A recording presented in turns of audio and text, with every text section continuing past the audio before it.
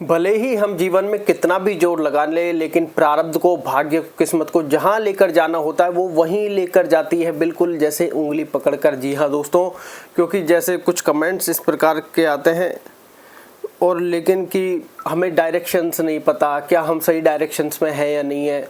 लेकिन मेन चीज़ समझने की यह है कि प्रारब्ध आपका कहाँ है। प्रारब्ध आपका, भाग्य आपका यहाँ मस्तक पर विराजमान है और हम जो सारे डिसीजंस लेते हैं वो यहीं से लेते हैं और उसी के अनुरूप चलते हैं जिस तरह अनुरूप हमारा प्रारब्ध होता है।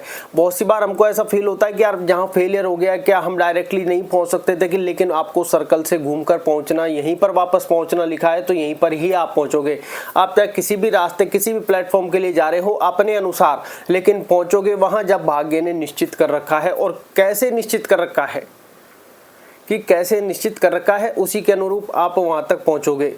क्योंकि हम जीवन में बहुत सारे शॉर्टकट्स लेना चाहते हैं या फिर अपने अनुसार डिसीजंस लेते हैं, या फिर कहें कि हम काफ़ी बार फेलियर हो जाते हैं, या फिर बहुत ज़्यादा बार कहें कि हमारी मानसिक पीड़ा इस प्रकार बढ़ जाती है कि हमारी कमर टूटने लग जाती है।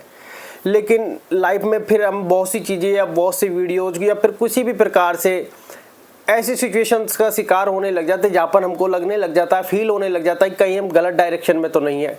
देखिए दोस्तों, लाइफ में कोई भी गलत डायरेक्शन में नहीं जा सकता। इसके पीछे मेन रीजंस क्या है? मेन रीजन है हमारा प्रारब्ध, हमारा भाग्य। क्योंकि अगर हम गलत डायरेक्शन में जाएंगे तो फिर वो कैसे वर्क करेंगे? वो वर्क ऐसे ही करेंगे, मान लो आपका 5 बार फेलियर लिखा है तो आप 5 बार फेलियर होंगे, उसके बाद आपकी सक्सेस है। अब चाहे उसको आप फेलियर बोल ले, चाहे आप उसको अपना पुरुषार्थ बोल ले कि भैया हमको फेल पास से लेना देना अब नहीं है, हम अपना सिर्फ पुरुषार्थ करते जाएंगे, रिजल्ट जो होगा दैट्स इट। तो इससे आपको कभी भी मानसिक कलेश नहीं होगा, क्योंकि मानसिक कलेश हमारी हर चिंता का कारण है। कहें कि सारी चिंता ऑटोमेटिकली चल रही है। क्योंकि हम हमारे मानसिक कलेश बढ़ाए जा रहे हैं, क्योंकि हमको ऐसा फील होता है कि हर चीज़ें हम कर रहे हैं, लेकिन आप हमेशा पाओगे कि सब चीज़ें हो रही हैं। कोई ना कोई चीज़, अदृश्य शक्ति ऐसे जो ऑटोमेटिकली वर्क कर रही है। हम कठपुतली मात्र हैं, या फिर हम इसको निमित्त माध्यम मात्र वाली फीलिंग्स ले सकते हैं, जिससे हमें कभी मानसिक कलेश का सामना नहीं करना पड़ेगा। अब इस सिचुएशन से निकलने का वो क्या है और कैसे इसको और जस्टिफाई करें या फिर कैसे इसको देखें? देखिए, सबसे पहले किस्मत, भाग्य जहां आपको ले जाना होगा वहां आपको लेकर जाएगी, ये बात आप ध्यान रखें।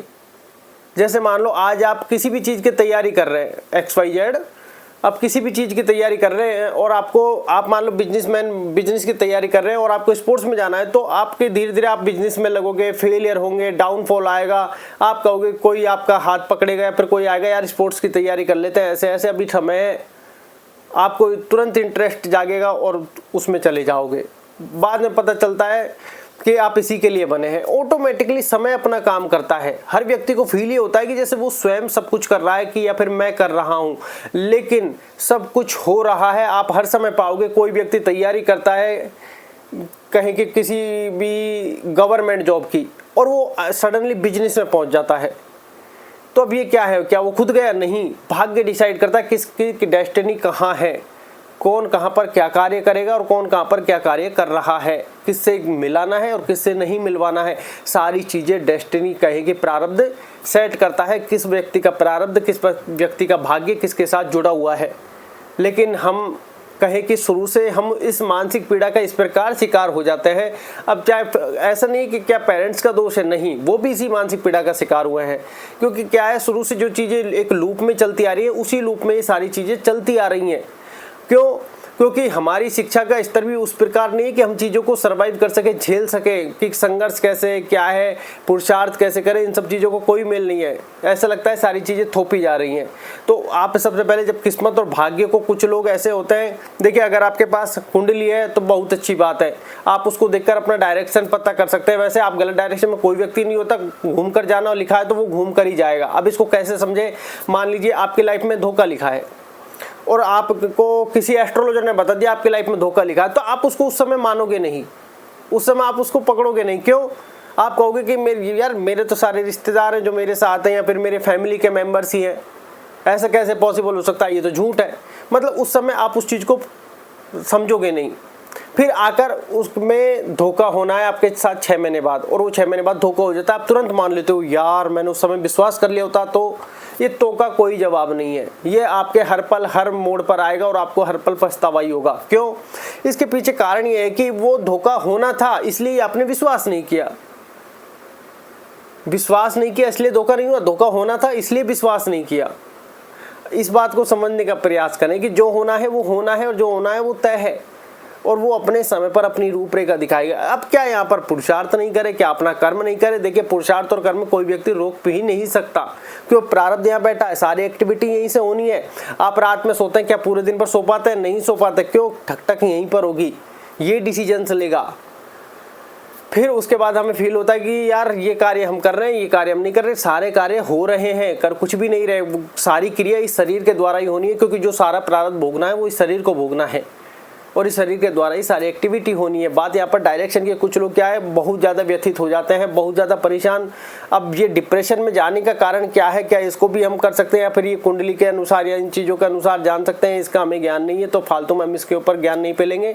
मेन चीज़ है, कुंडली में आपके लगभग बहुत जो बड़े बड़े एस्ट्रोलॉजर्स हैं वो ये कहते हैं लाइफ इज प्री डिसाइडेड, कि लाइफ फिक्स है, उसी के अनुरूप हम चल रहे हैं। हमको अपने आप को एक कठपुतली और निमित्त माध्यम मात्र से देख लोगे तो मानसिक कलेश आपका हट जाएगा।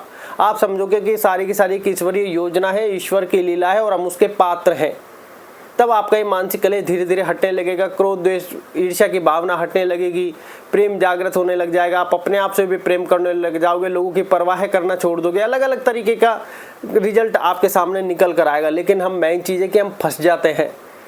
आसपास के वातावरण माहौल इस प्रकार का क्रिएट होता है प्रारब्ध के अनुसार कि हम उसमें फंस जाते हैं, जबकि वो हमें सिर्फ झेलना होता है और उसमें से निकलना होता है। हालांकि चीज़ें इतनी आसान समझ में नहीं आती, लेकिन आसान समझने का प्रयास या अभ्यास हमें करना है। प्रयास छोड़ दीजिए, अभ्यास करना है। अब यहाँ पर बात आती है कि किस्मत लेकर कैसे जाएगी। तो देखिए, आप इसको ऐसे समझते हैं जैसे आपने एक योजना बनाई कि जैसे आपको कहीं पर जाना है। जैसे आपको मान लो कहीं पर जाना है, जैसे ज़्यादा हमें रास्तों का आइडिया नहीं है, तो इसलिए मान लो जालंधर आपको जाना है। आपने जालंधर के लिए पूरी योजना बनाई, पता चला आप लुधियाना पहुंच गए। अभी आगे पीछे कहाँ है हमें ज्ञान नहीं है, तो सिर्फ एग्जाम्पल, ये आपने लुधियाना की योजना बनाई, आप पहुंच गए जालंधर। ये कैसे पॉसिबल है? आप किसी बस से नहीं जा रहे हैं, आप जीवन की यात्रा देख रहे हैं। ये बात आप ध्यान रखें। तो आपको पहुंचना, अगर जालंधर के लिए जा रहे हो और लुधियाना पहुंचना, तो आप लुधियाना ही पहुंचोगे। वहाँ जाकर जो भी काम है, अब वहाँ पर आपको चाहिए स्वीकार करना, एक्सेप्टनेस। मतलब आपने एक्सेप्ट कर लिया कि जो है यूनिवर्स या फिर विधि का विधान, योजना, नियति मुझे यहाँ पर लेकर आई है। अब यहाँ पर जो भी है वो चीज़ें देखनी है, उसे ईश्वर की योजना मानोगे तो आपको मानसिक कलेश नहीं होगे, चिंता भय आपको नहीं सताएगा कि यहाँ पर आए हैं तो कुछ ना कुछ हमारे लिए यहीं पर है। क्योंकि प्रकृति सेट करती है कि कौन व्यक्ति कहाँ पर जाएगा। नियति की योजना बनती है, कौन कहाँ पर कैसे विस्तार करेगा, कौन कहाँ पर कैसा कार्य करेगा, किस योजना के तहत किस व्यक्ति की जरूरत है। उसी तरीके से ग्रह नक्षत्र काम करते हैं, उसका सारा प्रभाव यहीं चलता है। उसी तरीके से हमारे डिसीजंस हो जाते हैं, उसी के अनुरूप हमारी बुद्धि हो जाती है। लेकिन हम क्या है, आजकल पाप पुण्य धर्म अधर्म इन सब चीज़ों में फंस चुके हैं। हमें नहीं पता कि क्या है सत्य असत्य, पाप पुण्य धर्म धर्म क्या है। क्या दारू पीना कोई पाप है? अब हम इसको इतने सी चीज़ में उलझ कर रह गए तो हमारी लाइफ डिस्ट्रॉय हो जाएगी। लाइफ तो जैसी चलनी है वैसी ही चलेगी, डिस्ट्रॉय नहीं होगी। लेकिन हमारा दिमाग का जो हाल होगा ये हमारा सर्वनाश कर देगा कि कहाँ किस चक्कर में। क्योंकि बार बार सवाल आएंगे कि हर चीज़ को करने से पहले पाप पुण्य धर्म धर्म, सबसे पहले इस लूप से ही बाहर निकले। जो हो रहा है वो तो हो ही रहा है, जो हो रहा है वो तो हो ही रहा है, और जो हो रहा है वो पहले से डिसाइडेड है। कहाँ आ गया पाप पुण्य? पाप पुण्य है क्या, कोई ये भी नहीं समझा सकता, कोई नहीं बता सकता। और कोई कहता है कि ये दारू पीना ये पाप है। अरे उसकी जब कुंडली में पहले से लिख रहा है तो वो व्यक्ति क्या नहीं पिएगा? पिएगा, 100% पिएगा। कोई नहीं रोक सकता उसको, और वो खुद भी नहीं रुक सकता। चाहे वो चोरी छिपे पी भी रहा होगा, तुम्हें पता नहीं है। तो जब होना है उसको टाला नहीं जा सकता। मानसिक कलेश काहे का? चलो मानसिक कलेश होता होगा, अब ये कुंडली के कैसे होता है ये इसका ज्ञान हमें नहीं, लेकिन होता होगा। लेकिन अब जब हमको चीज़ें पता चलती है तो धीरे धीरे अभ्यास करना है कि इन सब कलेशों को टालें। उसके लिए आपको थोड़ा सा बेपरवाह होना होगा। कोई आपको परेशान कर रहा है कि आप फेलियर है, आप जीवन में ये है वो है, माता पिता के भाड़ में भेजो उनको कि भाड़ में दफा हो यहाँ से। ऐसी एक्टिविटी आपको अपनानी होंगी कि यार ये व्यक्ति उस व्यक्ति का जितने आपके जीवन काल में रहना लिखा है वो होगा, लेकिन आपको अपनी मानसिकता से ऊपर उठना होगा। वो आएगा कि तुम फेलियर हो और तुम कहोगे अब बाहर में जाने दे, इसका तो ये साला चूतिया है, तब आपकी मानसिकता बदलने लग जाएगी। तब आपकी मानसिकता बदलने लग जाएगी कि यार ये फालतू में बकवास करता रहता है। क्योंकि क्या है, अगर आप ये नहीं बोलोगे भाड़ में जाए, तो वो मानसिक कलेश आपका मत्था पकड़ लेगा और बार बार वही घूमेगा, भाड़ में भेज दे। इसका मतलब अरे यार छोड़ ना यार, क्या फालतू की बातें करता है वो। तो इन सब चीज़ों से आप निकलने लग जाओ, क्योंकि किस्मत को जहाँ ले जाना होगा वो लेकर जाएगी। आप आज माता पिता के बहुत खास हैं, आप बहुत उनको चाहते हैं, हो सकता है वो भी आपको बहुत चाहते हो, और आपका भाग्योदय आपके घर के बाहर है, और आप कहोगे नहीं मैं माता पिता को नहीं छोड़ के जाऊंगी। अरे वो तो जाना पड़ेगा, राम जी को भी जाना पड़ा, कृष्ण जी को भी जाना पड़ा, तो आपको भी जाना पड़ेगा। भाई यूनिवर्स तय करता है किसको कहाँ जाना है, किसका कहाँ पर क्या काम है, ये बात आप ध्यान रखें। इसलिए मानसिक कलेश आपको कभी नहीं होगा। कोई भी व्यक्ति गलत डायरेक्शन में नहीं है, ये समझे कि ये एक लीला चल रही है। हर एक व्यक्ति राम नहीं हो सकता, हर एक व्यक्ति राजा नहीं हो सकता। तो ये वाली फीलिंग्स के साथ आप अपना जीवन सर्वाइव कर सकते हैं, ये बात आप ध्यान रखें। इसलिए दिमाग पर अगर अधिक प्रेशर है तो आप मेडिटेशन ध्यान कर सकते हैं, नाम जाप का सहारा ले सकते हैं, जिससे आपके मानसिकता में बदलाव आए। ईश्वर का कार्य समझकर आप अपना कार्य करें, इसलिए आपको नाम जाप की अत्यधिक महत्वता समझ में आ सकती है। फिर ईश्वर का नाम वो शिवन होता है ना कि किसी का निकलने के लिए किसी वाले सहारे की जरूरत, क्योंकि बहुत सारे मानसिक कलेश हमारे में बढ़ गए हैं, तो नाम जाप का सहारा लें, या फिर मेडिटेशन ध्यान, जिससे विचार धीरे धीरे एक बार बढ़ेंगे फिर धीरे धीरे कम होने लग जाएंगे। तो ये बात आप ध्यान रखें, क्योंकि कोई व्यक्ति गलत डायरेक्शन में नहीं, किस्मत आपको स्वयं लेकर जाएगी। आप कहाँ पर जाओगे, कहाँ पर आपका जाना लिखा है। आज हो सकता है हायर स्टडीज़ कर रहे हो, लेकिन आप कहीं और दिशा में आगे बढ़ गए। आप कहोगे यार ये क्या था, और ऐसा लोगों के साथ होता है। ऐसा लोगों के साथ नहीं, बहुत लोगों के साथ होता है, अल्टीमेट लोगों के साथ होता है। इसलिए कभी भी दूसरों से अपनी तुलना ना करें। सबका अपना अपना भाग्य, सबका अपना अपना नसीब है। अब इसको कैसे समझें, जैसे वो कहते हैं कि जैसे ज़्यादा, इसको कैसे समझाएं, ये थोड़ा डिफिकल्ट है।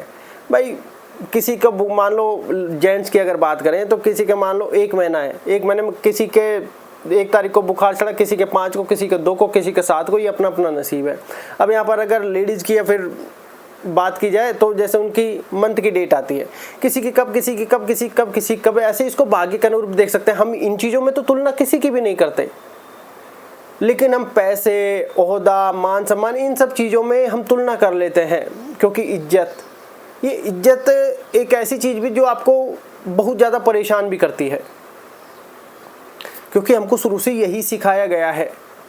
अगर हमने किसी के पैर नहीं छुए तो हमारे माता पिता की इज्जत लुट जाती है। यार ये कौन सा तथ्य हुआ, पैर नहीं छुए माता पिता की इज्जत लुट गई? भाई ये कौन सा तथ्य हुआ? क्या इज्जत इतनी सस्ती है फिर? तो बहुत सारी चीजें हैं, इसके लिए बेपरवाह होने की थोड़ी सी। अब इसको बेपरवाह का क्या मतलब है? भगवान श्री कृष्ण को रणछोड़ भी कहा गया, भगोड़ा भी कहा गया, माखन चोर भी कहा गया, रणछोड़ भी कहा गया। उन्होंने गंधर्व विवाह भी किया, सब कुछ किया, एवरीथिंग। कोई प्रभाव पड़ा उनके ऊपर? नहीं पड़ा कि भाड़ में जाओ, जो करना है सो करना है। हमें अपनी ही मानसिकता बदलनी होगी, क्योंकि ये जो ब्रेन है, आज आपने अगर मानसिक क्लेश किया, यही आगे ट्रांसफर होने वाला है। ये बात ध्यान रखें, क्योंकि यही ब्रेन सबके साथ, शरीर छूट जाएगा, ये ब्रेन आगे ट्रांसफर करता जाएगा, क्योंकि ये जो मन है यही आपको मिलता जाएगा। तो आज आप इसमें कलेश भरोगे तो अगले जन्म में फिर कलेश भी हो जाओगे। इसलिए फ्री विल के साथ काम करो भाई। सबका अपना अपना भाग्य है, सबका अपना अपना नसीब है। आप सोच रहे किसी की वजह से आपकी रोजी रोटी चल रही हो सकता है उसकी वजह से आपकी चल रही हो। ये आप ये सोच रहे होंगे कि यार मैंने इनको छोड़ दिया तो उनका क्या होगा। अगर आपका छोड़ना लिखा होगा तो आप छोड़ दोगे।